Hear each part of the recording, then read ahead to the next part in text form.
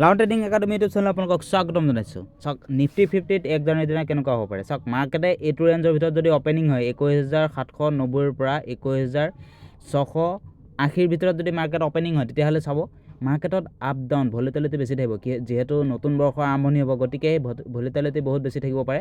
আৰু চাওক এইটো ৰেঞ্জ যদি চাওক এডাল ট্ৰেণ্ড লাইনডাল কালি আপোনালোকে যদি চাই শুকুৰবাৰৰ দিনা ডিচেম্বৰ মাহত আপোনাৰ ট্ৰেণ্ড লাইনটো ব্ৰেক কৰি দিছে আৰু ইয়াত পুৰা ছাইড বেছ মাৰ্কেট। যদি মাৰ্কেটে চাওক তললৈ আহিব বিচাৰে তেতিয়াহ'লে ফাৰ্ষ্ট টাৰ্গেট 21,550, তাৰ পৰা 21,500লৈকে বেৰিছ টাৰ্গেট ৰাখিব পাৰে।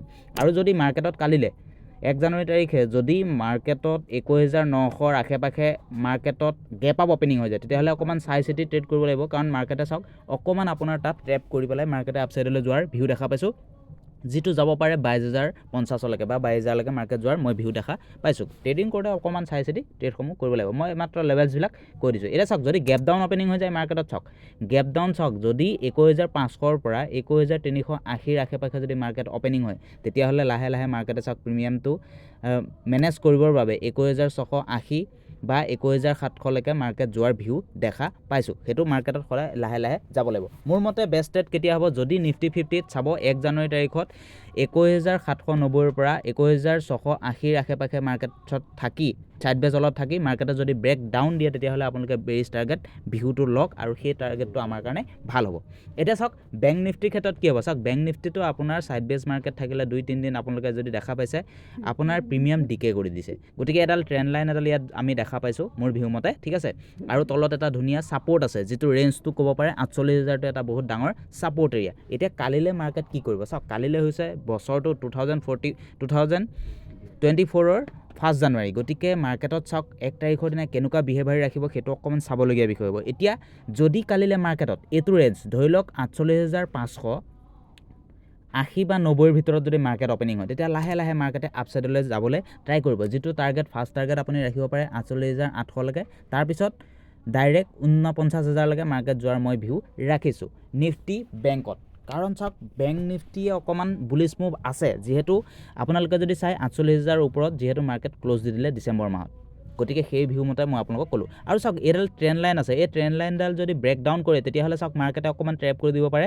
মাৰ্কেটে আকৌ আপোনাক 48,000লৈকে মাৰ্কেট আহি পেলাই আকৌ মাৰ্কেটে লাহে লাহে লাহে লাহে আপছাইডলৈ যাব পাৰে, যিটো আকৌ আপোনাৰ টাৰ্গেট হ'ব পাৰে 48,590লৈকে মাৰ্কেট যোৱাৰ ভিউ দেখা পাইছোঁ। গতিকে ট্ৰেড কৰোঁতে অকণমান সাৱধানে কৰিব লাগিব এই সপ্তাহটো। তাৰ নেক্সট সপ্তাহত আমাৰ কেনেকুৱা কি হ'ব, চাৰ্ট পেটাৰ্ণটো কি হ'ব সেইটো চাই আমি নেক্সট ট্ৰেড কৰিবলৈ চেষ্টা কৰিব লাগিব।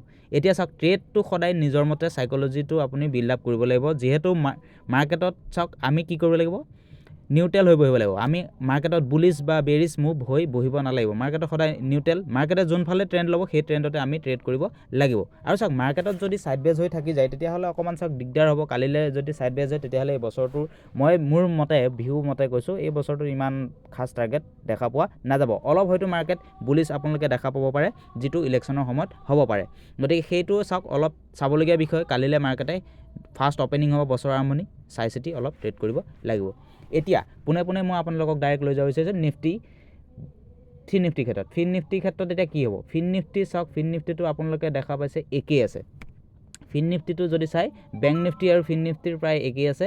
যদি আপোনালোকে ৰেঞ্জটো চাই, ৰেঞ্জটো অকণমান চাব 21,550ৰ পৰা 21,430 তাৰ আশে পাশে যদি মাৰ্কেট অপেনিং হৈ পেলাই যিটো ট্ৰেণ্ড লাইন আছে সেই ট্ৰেণ্ড লাইনডাল ব্ৰেক ডাউন দি দিয়ে তেতিয়াহ'লে আপুনি টাৰ্গেট ৰাখিব পাৰে 21,350লৈকে, কাৰণ মাৰ্কেটে চাওক সেইকণলৈকে যাবই, কাৰণ সেইকণত এটা বহুত ডাঙৰ ছাপৰ্ট এৰিয়া। সেই ছাপৰ্ট এৰিয়াটো যদি ব্ৰেক ডাউন দি দিয়ে তেতিয়াহ'লে মাৰ্কেটত আপুনি কালিলৈ এক্সপেক্ট কৰিব পাৰিব 1 জানুৱাৰী তাৰিখত 21,200লৈকে।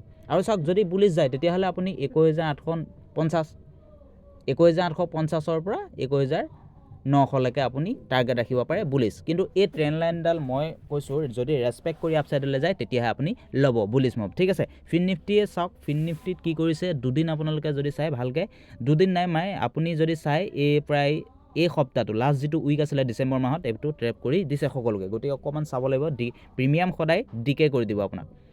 আৰু আমাৰ কাৰণে বেষ্ট ট্ৰেড কেতিয়া হ'ব, যদি চাওক গেপ আপ অপেনিং হৈ যায় আৰু গেপ আপ অপেনিং হৈ পেলাই ৰিট্ৰেচমেণ্ট কৰিবলৈ যদি মাৰ্কেট আহি যায় 21,550লৈকে, ঠিক আছে। 21,700ৰ আশে পাশে অপেনিং হৈ মাৰ্কেট যদি 21,550ৰ আশে পাশে আহে তেতিয়া মাৰ্কেটত আপুনি বুলিছ এক্সপেক্ট কৰিব পাৰে, যিটো 22,000লৈকে মাৰ্কেট যোৱাৰ ভিউ মই দেখা পাইছোঁ ফিন নিফটিৰ ক্ষেত্ৰত। আৰু চাওক ছাইড বেজ হৈ থাকি যাব পাৰে, ছাইড বেজ হৈ থাকি যাব পাৰে। চাওক ছাইড বেজৰ ৰেঞ্জটো হৈ গ'ল এইটোৱে, যিটো আপোনালোকে যোৱাকালি আৰু পৰহি দেখা পাইছে 21,550ৰ পৰা 21,430ৰ আশে পাশে সেইটো এটা ছাইড বেছ ৰেঞ্জ আৰু যদি ডাউন ছাইডলৈ যাব বিচাৰে তেতিয়াহ'লে চাওক 21,350 ৰেঞ্জটো ব্ৰেক ডাউন হ'বলৈ দিব তেতিয়া আপুনি টাৰ্গেট ৰাখিব পাৰে 21,200লৈকে কাৰণ এইটো ট্ৰেণ্ড লাইনডালো তাৰলৈকে আপোনাৰ এটা ৰেঞ্জ বনাই থোৱা আছে গতিকে ট্ৰেড কৰোঁতে অকণ সাৱধান হ'ব লাগিব যিহেতু নতুন বছৰৰ আৰম্ভণি আৰু বাকী সময়খিনিও আমি ইয়াত যাতে মাৰ্কেটত আমি ছাষ্টেইন কৰি থাকিব পাৰোঁ আমি ইয়াত থাকিবলৈ চেষ্টা কৰিব লাগিব আৰু ট্ৰেড কৰোঁতে অকণমান সাৱধান হ'ব লাগিব যিহেতু প্ৰিমিয়ামখিনি কেনেকুৱা কি মুভ কৰিব সেইটো আমি চাই চিতি ট্ৰেড কৰিব লাগিব আমাৰ কাৰণে বেষ্ট ট্ৰেড কেতিয়া হ'ব ফিন নিফটিৰ ক্ষেত্ৰত চাওক যদি ৰেঞ্জটো এইটো ৰেঞ্জতে ছাইড বেছ থাকি যায় অলপ টাইমৰ সময়ত মোৰ ভিউ মতে প্ৰায় যদি হাফ টাইমলৈকে ধৰি লওক 21,550ৰ পৰা 21,400ৰ আশে পাশে থাকি যায় আৰু তাৰপিছত যদি ব্ৰেক আপ হৈ যায় বুলিছ আহে তেতিয়াহ'লে মুভ তেতিয়াহ'লে আপুনি এক্সপেক্ট কৰিব পাৰে 21,700ৰ পৰা 21,850লৈকে বা 890লৈকে মাৰ্কেট যোৱাৰ ভিউটো ৰাখিব পাৰে গতিকে আজিলৈ ভিডিঅ'টো ইমান আছিলে যদি ভিডিঅ' চাই ভাল পাইছে লাইক শ্বেয়াৰ ছাবস্ক্ৰাইব কৰিবলৈ ধন্যবাদ